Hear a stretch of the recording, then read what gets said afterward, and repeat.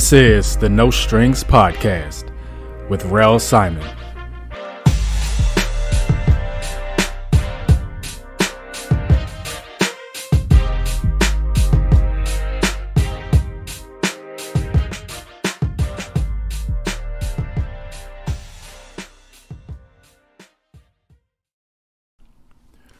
What's up, y'all?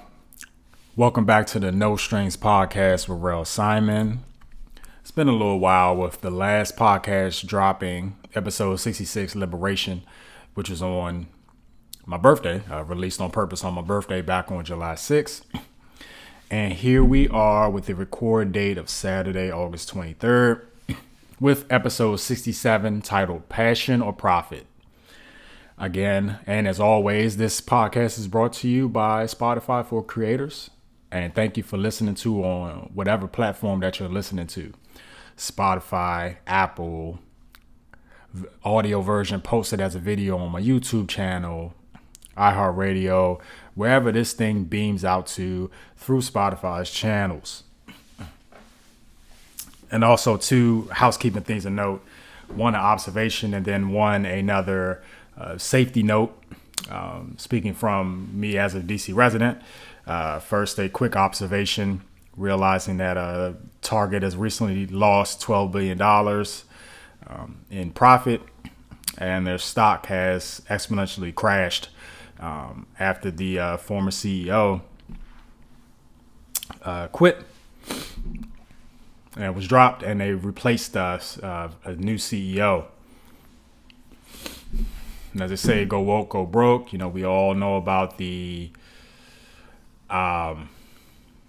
DEI issues and things that have befallen Target. A lot of people have actively made their voice heard. And this is definitely a stinging blow to that corporation, as their stock price compared to three years ago has dipped, while others, such as their direct rival Walmart, has sort of flipped compared from 3 years ago with a low stock price to now.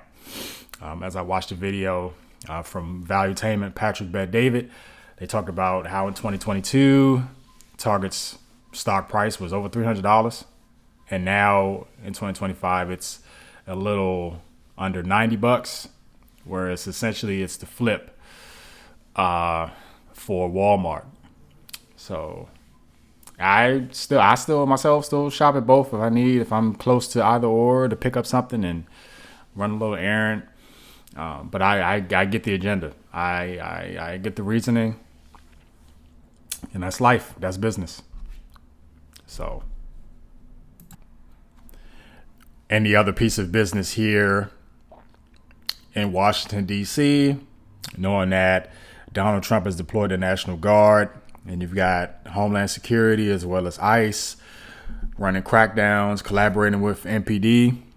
There's definitely been an increased presence. I posted on my TikTok as a story when I was in Columbia Heights doing a Target run, out of all things, how apropos, this past Wednesday, how they were out there and the people essentially shouted them off of 14th Street. But I've seen them over at Rhode Island Avenue. I've seen National Guard hanging around. They're just everywhere now. Of course, definitely be safe. President Trump agenda is to hit those states with a Democrat as a mayor or governor of that particular state, as well as those places that are stricken with a lot of crime and homelessness.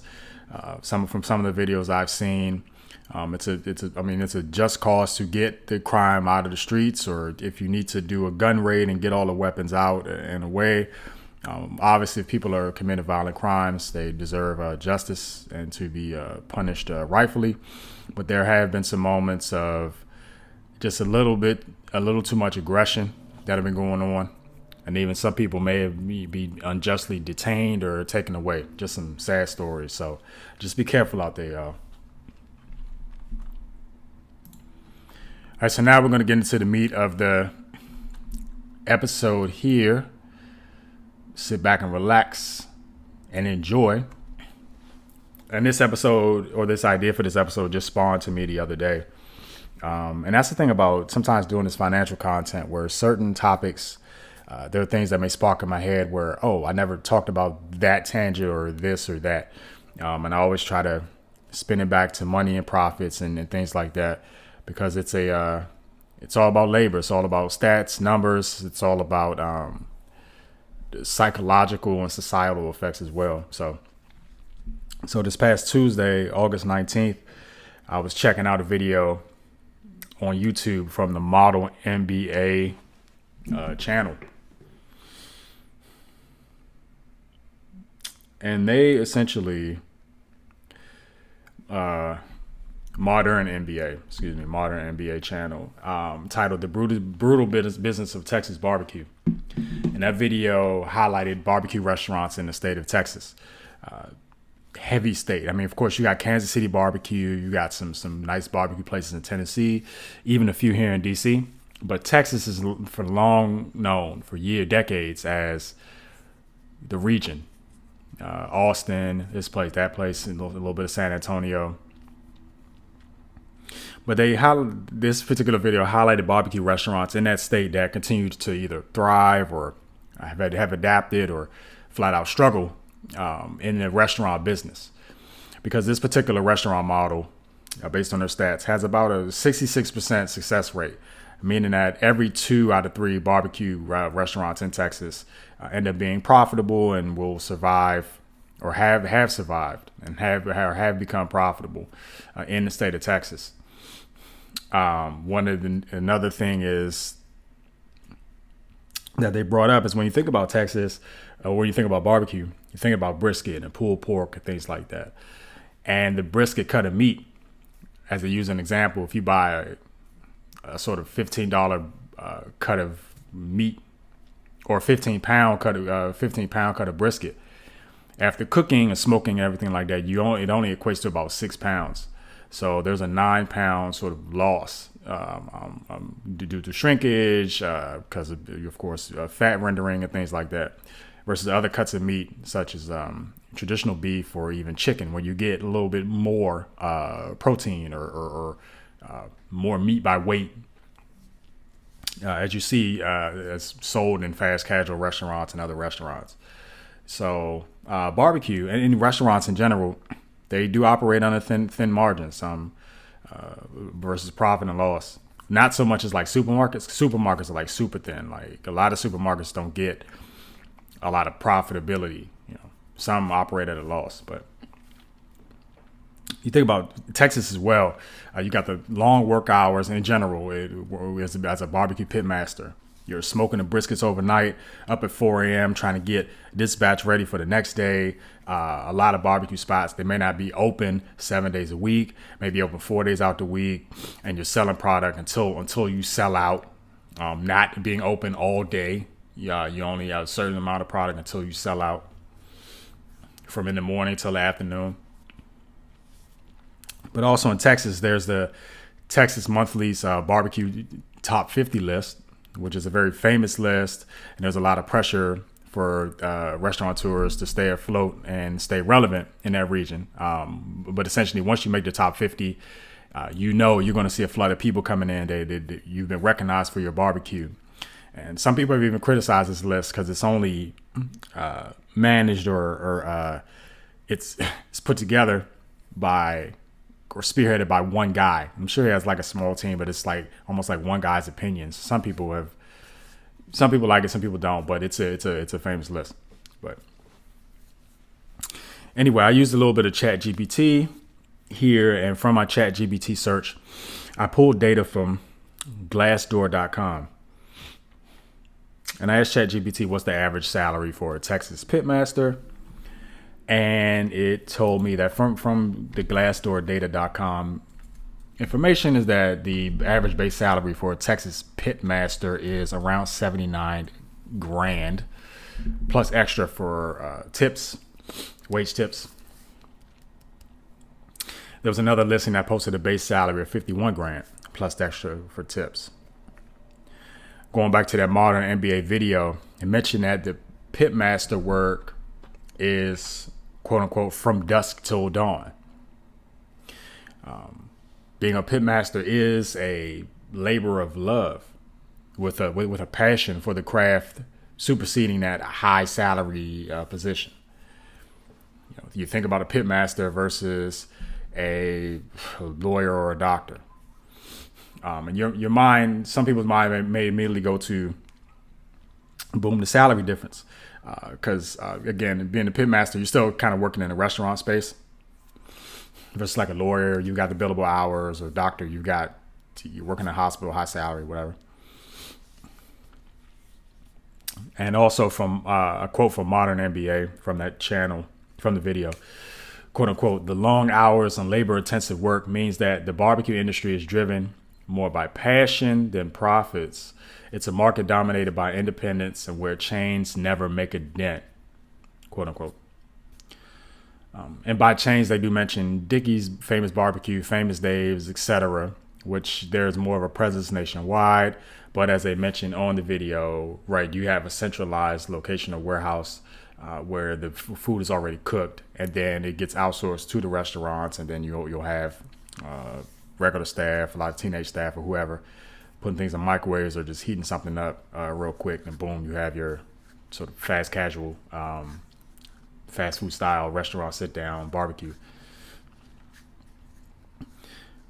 Independent chains, and you have to think that independent chains only have about 1 or 2 brick and mortar locations, typically in that central area. There's a spot right up Rhode Island Avenue that I'm looking to try, 250 Texas Barbecue. That may be the only spot, or there may be another spot location as well. But what else? D City Smokehouse, Federalist Pig. I'm just thinking in my head some little barbecue spots around here. There's some Famous Dave's around. And there's even more spots in the rest of the DMV, Maryland and Virginia as well. From Modern MBA, once again, quote unquote, the long hours and high pressure also lead to burnout, which contributes to that high failure rate for independence. So there is a risk there where if you follow your passion, you may succeed or you could fail. Now, here's another example of a passion. Being a full-time artist is another example of chasing passion over profit. Being an artist is being able to view artwork, curate artwork, own a gallery, have your work hanging in a gallery, possibly viewing, research, perform, create art in so many different mediums. It means more for some than anything else.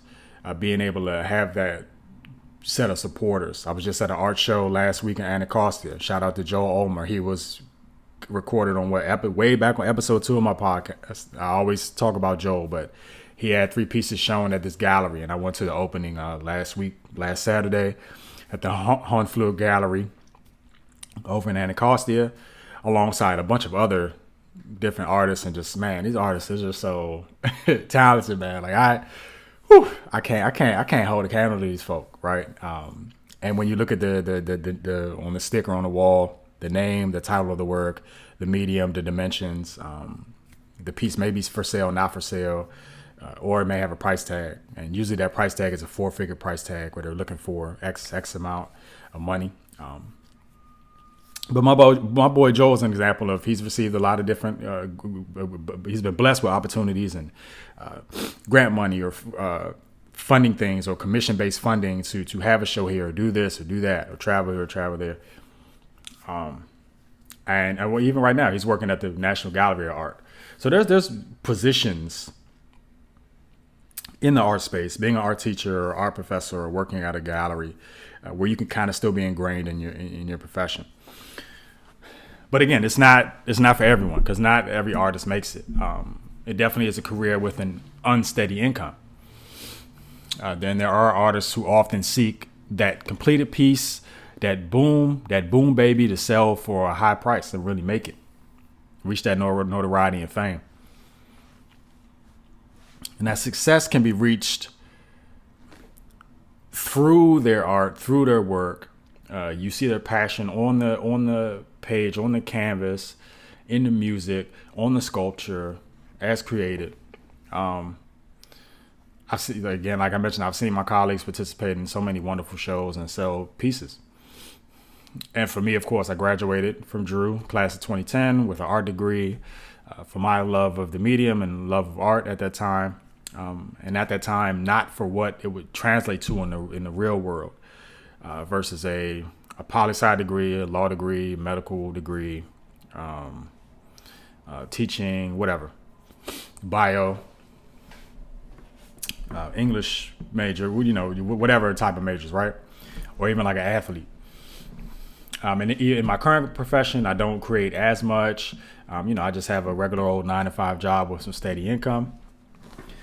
But back in college, you don't think about that, or even post college, you don't think about that. You think about what you love to do, what you want to do. And another example would be teaching.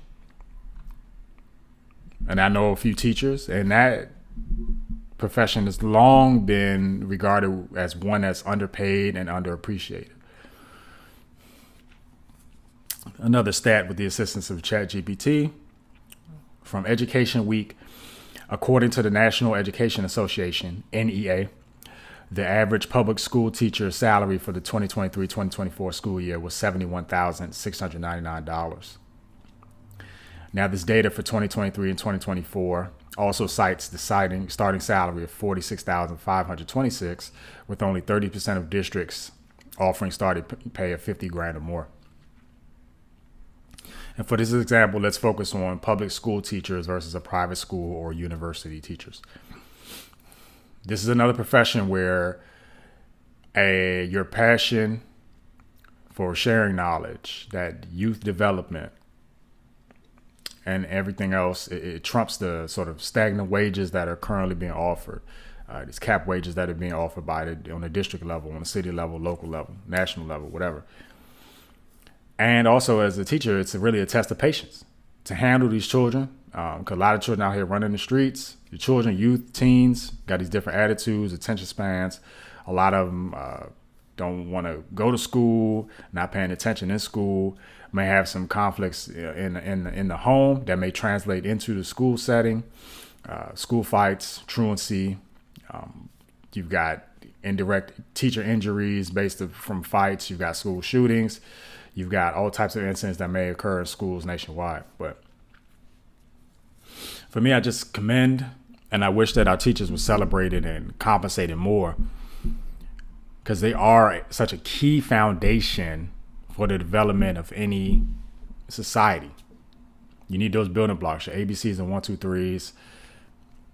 You need that general education. And educating and developing young minds is positively vital for ongoing societal development. So, talked about pit mastering, talked about teaching, talking about being an artist, where those kind of lean heavy towards reaching that passion, or on that passionate side of work.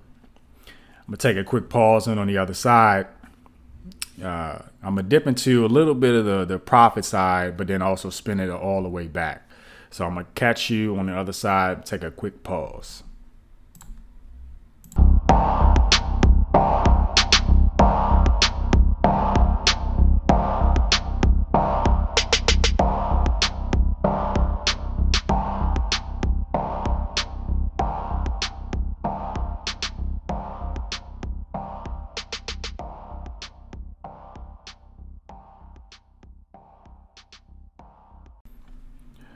Welcome back. Episode 67, No Strings Podcast, Passion or Profit.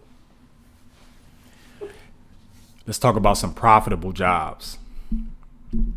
Those high-paying jobs, such as those in tech, Google, Amazon, Microsoft, Apple, Silicon Valley, the whole Northern Virginia transformation that is ongoing. Such high-paying tech jobs over out in Loudoun County, Virginia. Or how about law? Of course, being a lawyer, being a judge, being a prosecutor, district attorney, or medicine, right? Doctor, nurse, surgeon, anesthesiologist, psychologists, therapists, physical therapists. A bunch of these jobs that require more advanced degrees and education, more time as a residency, more time under internships, more hours, continuing education past bachelorate to get your associate's or your master's. And jobs in these fields, once you stick with them for a while and you find your right avenues, they can be in the high six-figure range, mid to high six-figure range, at base six-figure range. Of course, once you're college, the residencies, the internships, they're all done. The race is on to work towards achieving that high salary, getting a nice flip of your net worth.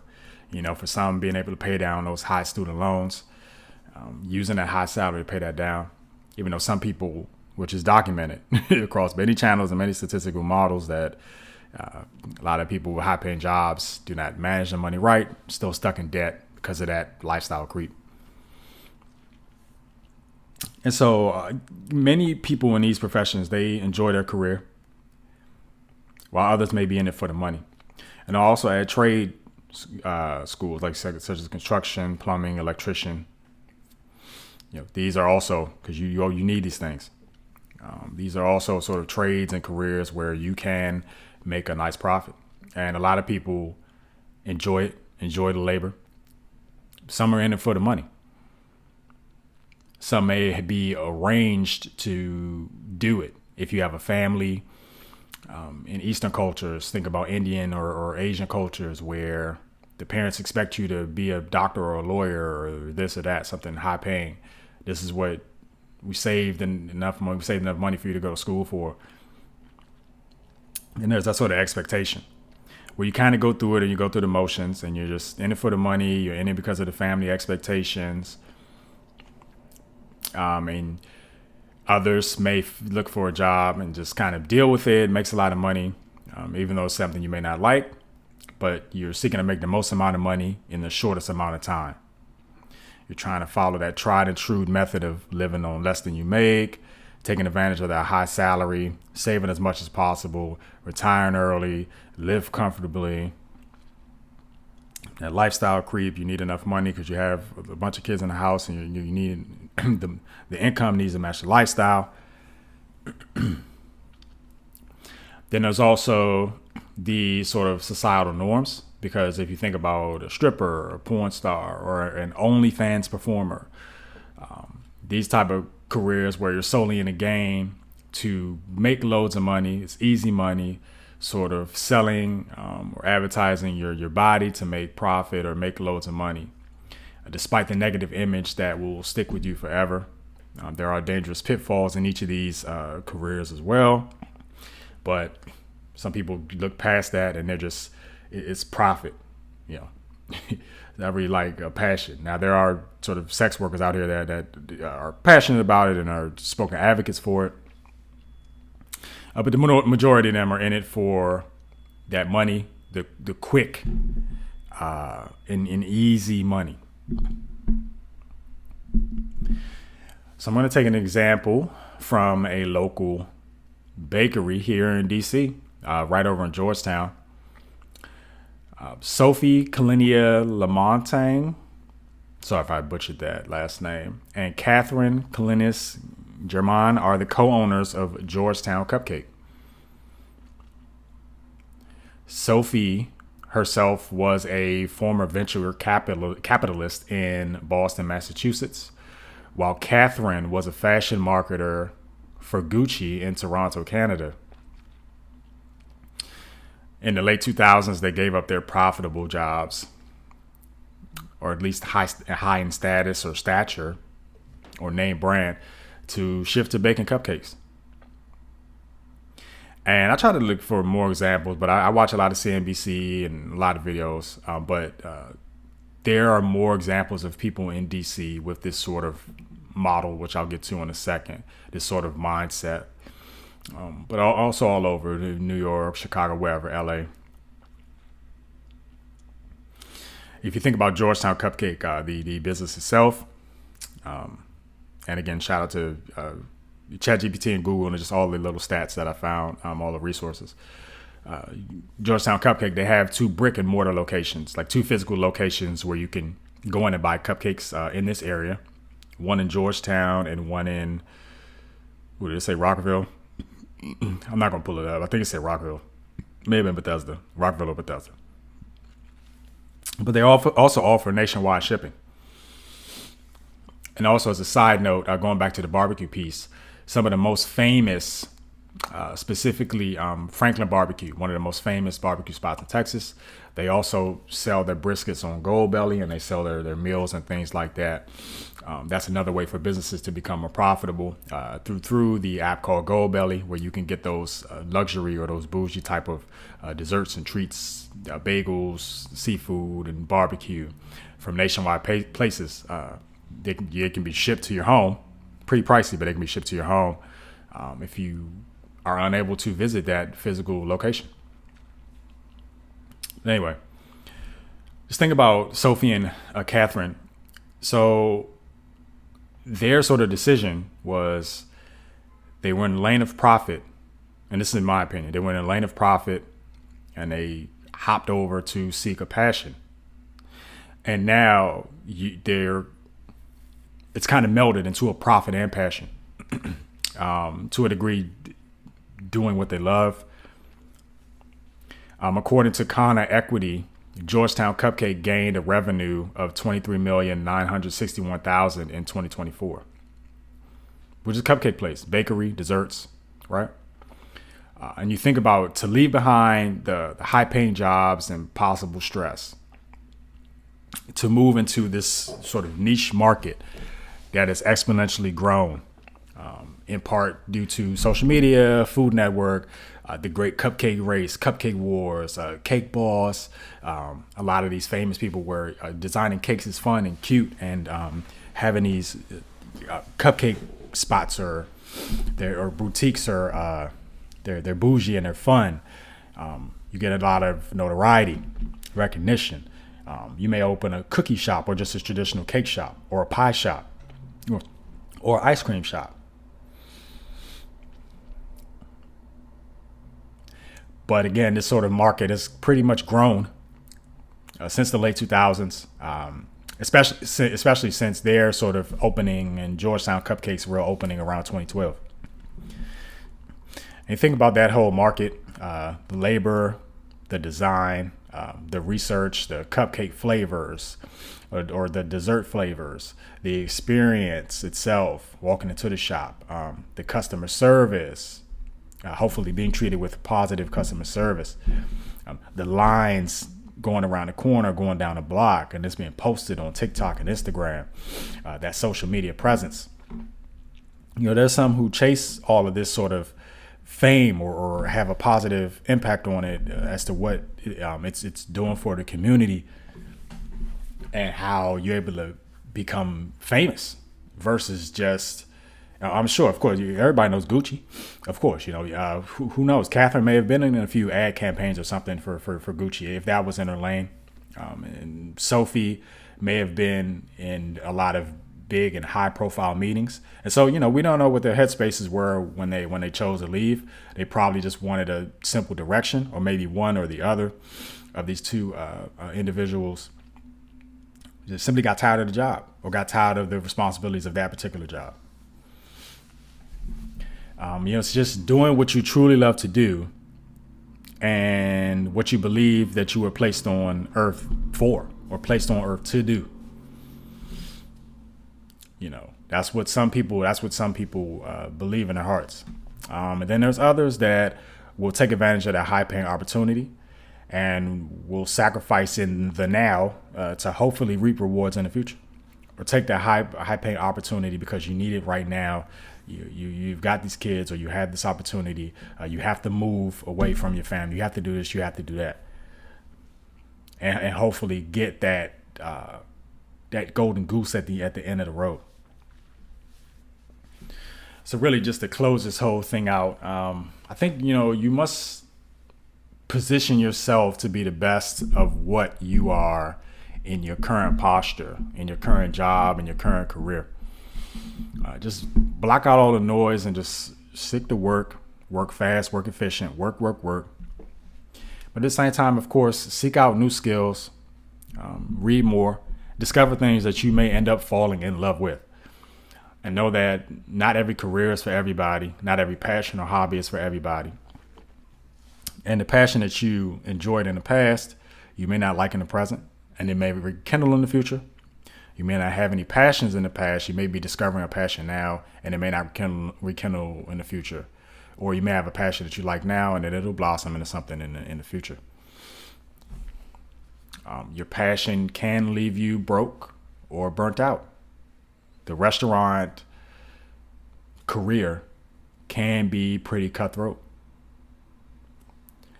But your profits may leave you in debt or burnt out. You may be in law school and you get all the way and you just don't want to do it anymore. And then on the back end, maybe you find something that is of note, that is pretty high paying, but you end up having to pay back some debt for something that you're not doing anymore. Or you may be doing some things that you're not proud of, and that may leave you mentally burnt out. And for me personally, I always never do what you love. I just don't meld art and the podcasting for me into just a viable career. Because if I was working somewhere where I did both and then that started to kind of stress me out, that kind of just interferes with my enjoyment of those hobbies in a sense. And that's just me, not you, but that's just me. I've always just been a good worker bee, and for me, I'm in the middle of both passion and profit because I have the knowledge and still learning and just using the tools to continue to build my net worth and following a certain path, while also dedicating time to my craft and things that I enjoy, which in this space right now, which I always say, I'm not really painting as much right now, but it's still there. Still love it. I still love art and going to shows and supporting people, as evidenced last week. And again, podcasting is still here. Whenever I got an idea, it sparks in my head, and I just enjoy it. And there are some avenues or some lanes that I may look into in the future, and it's just more so just being able to dedicate time and carve out time for that. So, time is precious. It is precious. Trying to dedicate some more of my Saturdays into looking into other things, continuing to learn, and definitely doing more podcast content, and even during my evenings, right? Just still working out and stuff. And during the fall, it's hard because Sundays were made for church and football. It is what it is. But I've got a bunch of church responsibilities as well. So, yeah, this is the end of the episode, really. Thinking about passion versus profit. For you, thinking about, are you working in a job that you're passionate about, or a career, or what are you passionate about in general? Are you working in a job that's high paying right now, and what do you really think about it? What do you think of it? What's your impression of it? Are you truly passionate about it? Are you in it just to win it? There are a lot of people in one camp, there are a lot of people in another camp, and there is a possibility where those two can meld and polymerize together. So yeah. All right, y'all. Episode 67 is in the books. Thanks for listening to the No Strings Podcast with Rel Simon. I will catch you on the next one. No idea what the next episode will be, but I am sure I'll figure it out. I think the unknown, sometimes the spontaneity, is one thing to have a layout, but sometimes the spontaneity works as well. But y'all, thanks for rocking with me, sticking with me on here. Hope you enjoyed the episode. Hope you're thinking about your passion and your profits. That's all I got for you. And y'all, peace out. Enjoy your day.